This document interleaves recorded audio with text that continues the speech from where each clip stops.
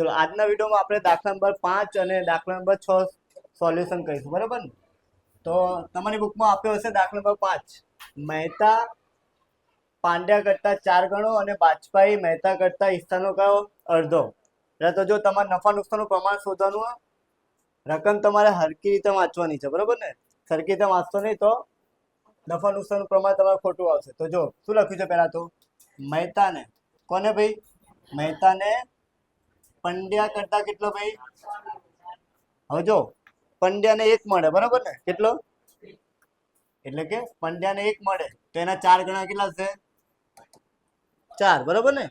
એટલે કે મહેતાને કોના કરતા 4 ગણો, એટલે મેં ધારી લીધું કે આને 1 રૂપિયો મળશે તો આને કેટલા મળશે? 4.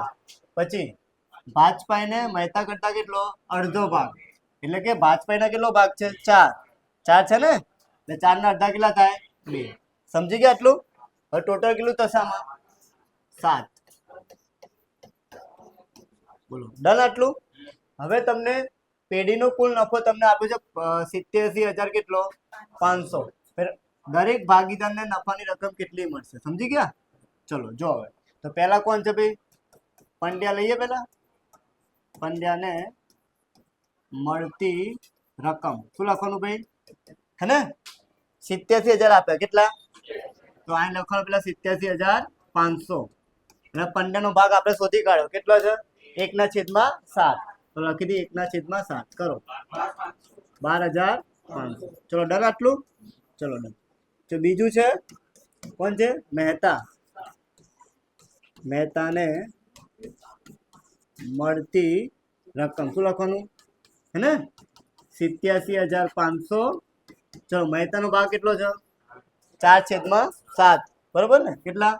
4/7 કરો 50. ચલો ડન આટલું? ચલો એના પછી ત્રીજા નંબર કોણ છે ભાઈ? બાજપાઈ ને મળતી રકમ. ચલો બાજપાઈના 87,500 તો લખવાના જ આપણે. બાજપાઈનો ભાગ કેટલો છે? 2/7 કેટલા?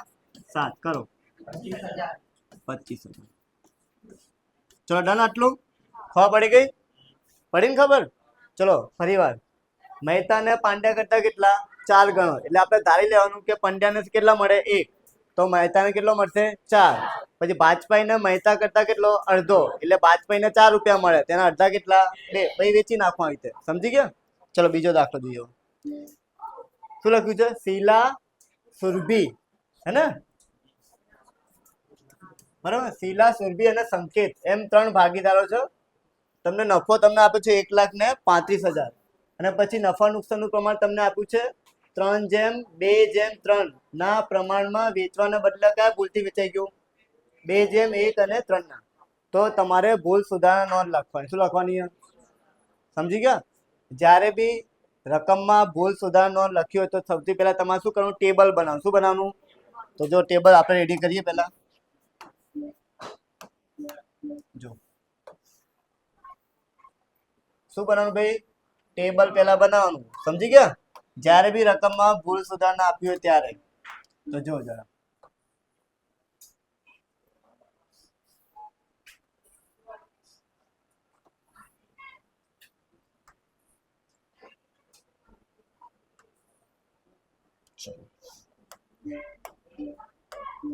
આ લખીશું આપણે વિગત, પછી શીલા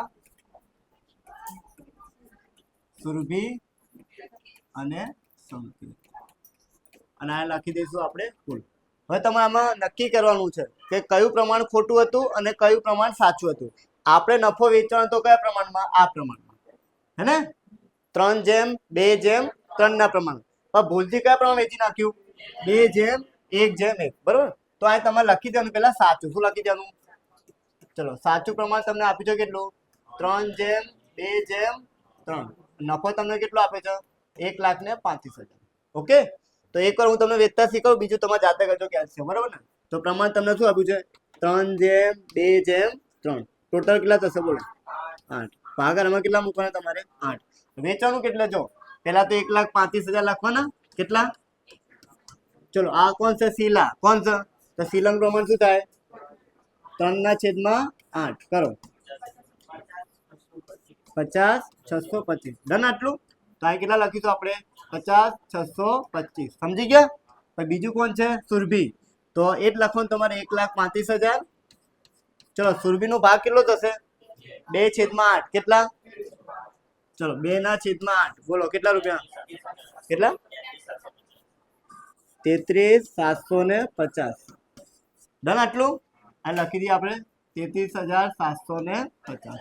પછી કોણ છે સંકેત, તો 1,35,000 ગુણ્યા કેટલા લેવાના 3/8 કરો 50 625.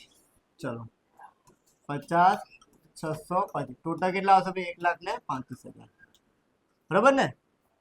હવે નફો આપણે આવી રીતે વેચવાનો હતો પણ ભૂલથી કઈ રીતે વેચી નાખ્યો આપણે 2:1:3. એ આપણું ખોટું પ્રમાણ છે. શું છે તો આ લખી દઈએ આપણે ખોટું. શું લખી દઈએ ખોટું. કયું ભાઈ 2:1 ટોટલ કેટલું થશે અહીંયા 6.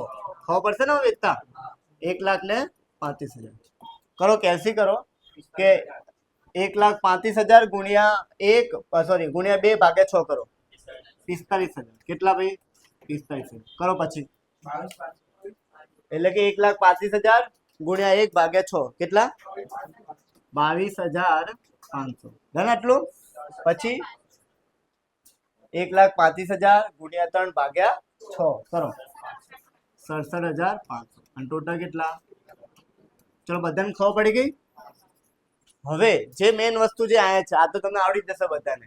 હવે આમાં પ્લસ માઇનસ કરતા ધ્યાન રાખવાનું, એમાં જ તમારે ભૂલ પડી જશે બરાબર ને. બધાને ભૂલ પડે તમારે શું જો હવે આ જે શીલા છે બરાબર. શીલા કોણ, શીલાને પૈસા કેટલા મળવાના હતા 50,650.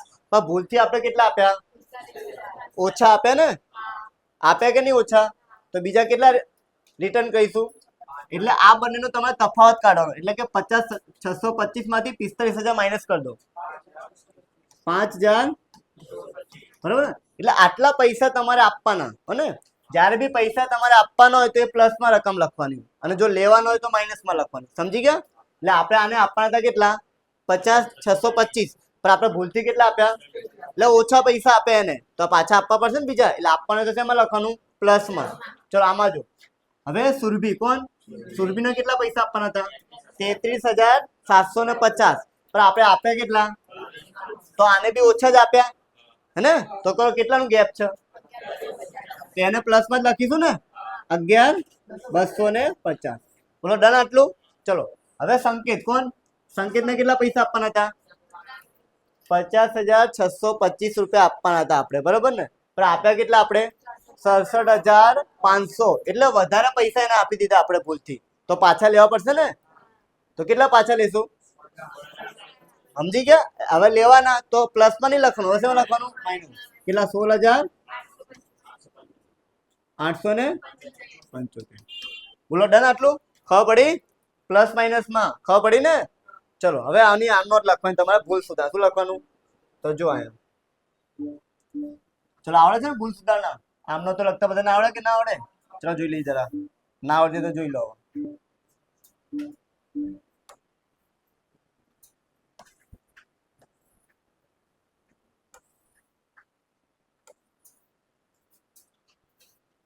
ચલો આ તમારે લખી દેવાનું ભૂલ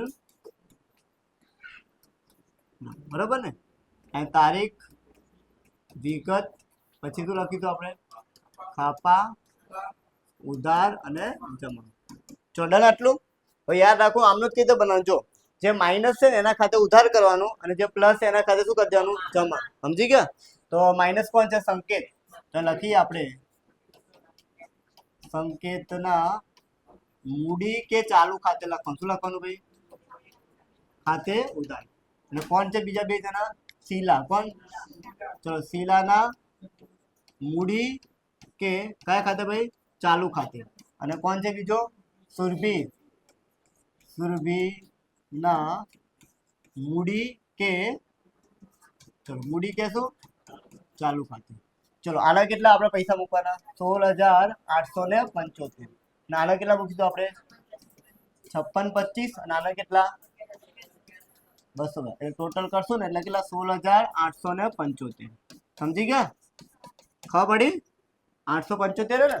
ચલો ડન આની ચલો